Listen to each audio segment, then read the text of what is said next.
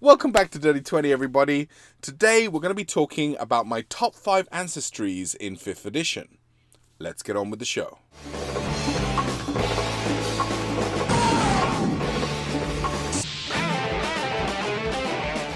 Now, in case anybody is manically flipping through their player's handbook looking for the term ancestry, don't worry, it's not in there. Before we get into my top 5 on this topic, I wanted to talk a little bit about this word and why I'm using this word.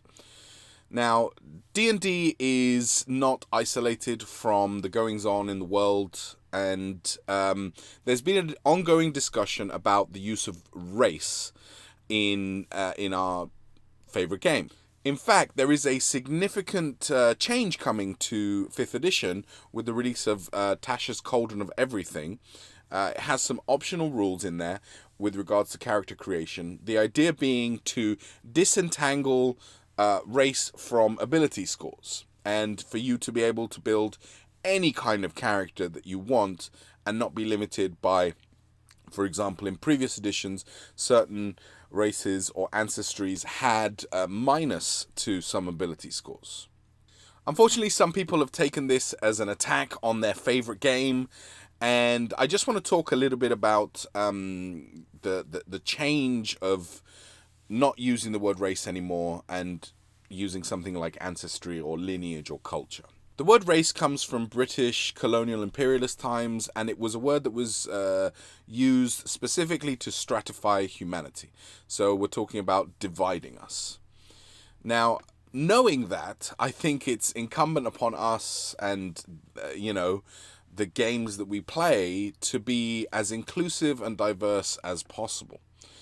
And so not using a word like race and instead replacing it with something like ancestry or lineage, I think is, an easy thing to do, and it just makes the game better for everyone at the table. So from now on, I'm going to try my best to use ancestry, and I encourage you to do the same.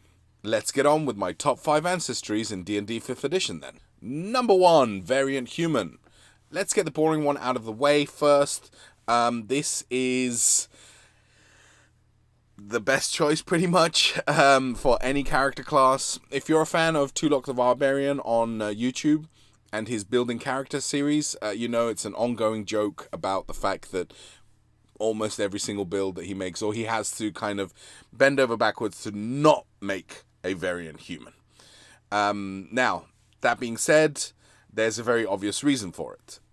You get a +1 to 2 ability scores, but more importantly, at first level, you get a feat. So, for example, if you were to take the feat Durable, you would get an additional +1 to your constitution, and any time that you rolled hit dice to recover hit points, the minimum you would roll would be double your constitution modifier. So, for example, if your constitution is a +3, if you're using your hit die during a short rest to recover some hit points, then the absolute minimum you're going to get is 6. So, pretty cool. Also, if you're looking to get some of the really great combos with feats, whether it's Polearm Master and Sentinel, or any of the others, you're going to get there faster. Most characters gain a feat at 4th level. You will be gaining your 2nd feat at 4th level. So, again, those combos, you'll get them much, much faster. However you slice it, the variant human tends to be just the best ancestry to choose for any character. However, I have in the past decided to just allow all my players and all the characters to gain a feat at 1st level. It hasn't really broken the game.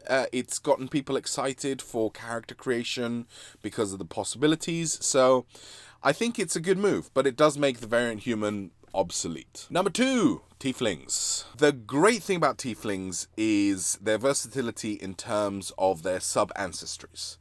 So if you look in the player's handbook, you will have one type of Tiefling. But if you check into Mordenkainen's Tome of Foes, there are a number of sub-ancestries that you can choose from. And these vary massively. They're connected to, the devils of the nine hells. And they mean that whatever kind of character you want to build, you can find an optimized sub-ancestry to choose from, which will make you better.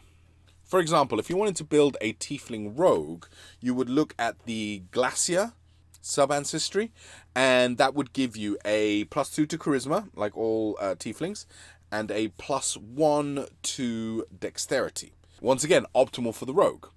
Now, you also gain some infernal legacies with sub-ancestries, and they vary quite wildly.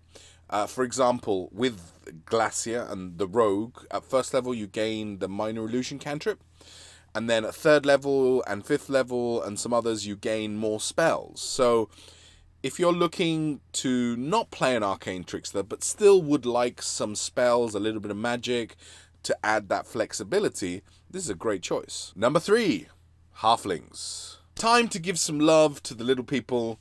These guys are absolutely amazing. They're so much fun. Their characters are usually just fun to play. But the thing that is really quite game-changing for them is Lucky. Now, Lucky is an ability that allows you to re-roll natural ones. You have to stick with the second roll, but this means that you're not going to be falling flat on your face or making a fool out of yourself as often, which makes them a great choice for younger players, because, when you're young, you feel you don't like to fail, right? And so this mitigates that massively. Also, a shout out to the sub-ancestry of the Ghostwise Halfling. You can find them in the Sword Coast Adventurer's Guide. It's just a cool little sub-ancestry which has some nice backstory to it, and also the very handy thing of being able to telepathically communicate with people close to you. So, pretty handy. Number 4, gnomes. Specifically, rock gnomes. Now, we've talked about variant humans, we've talked about tieflings, we've talked about halflings as just great versatile ancestries to choose. Here, we're looking at an ancestry which is very specific.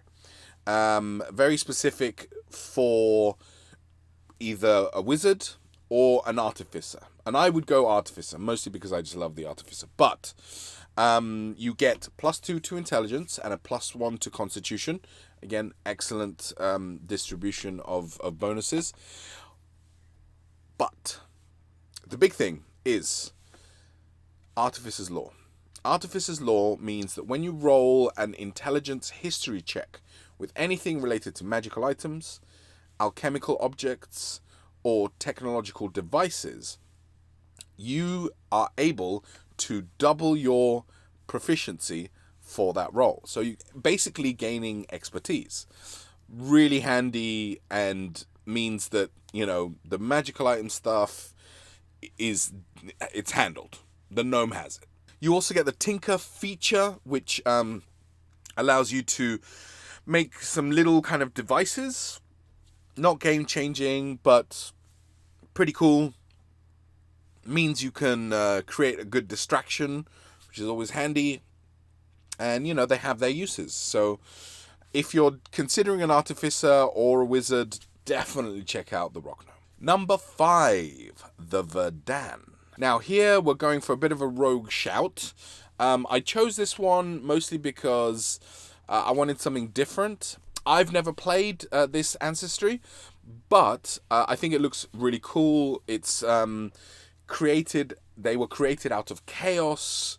They're kind of goblinoids, but they remind me a lot of, if any of you are fans of Dragon Ball, the kind of Namek people. Piccolo being the famous one, but they get a +2 to charisma and a +1 to constitution. basically making them excellent for any of your charisma-based characters, such as the Bard, the Warlock, or the Paladin.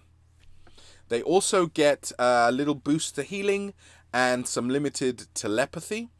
I think that these are an interesting ancestry, which I would definitely like to try out.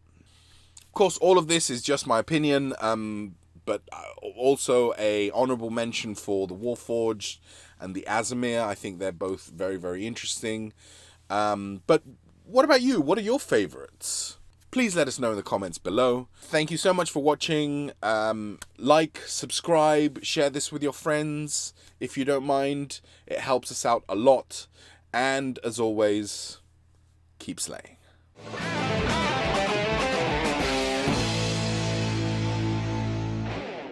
If you've enjoyed this content, then please smash that like button, subscribe, share this around online, and come and visit our website, www.lavictoriaproductions.com, to see all our past episodes, as well as our blog posts and all the stuff that we're currently working on at La Victoria Productions.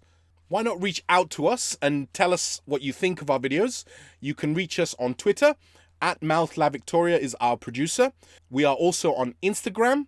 I am EnanoLVP, and our producer is Jazzy J. Cherot. We're also La Victoria Productions on Facebook and LinkedIn. Come on by and let us know what you think.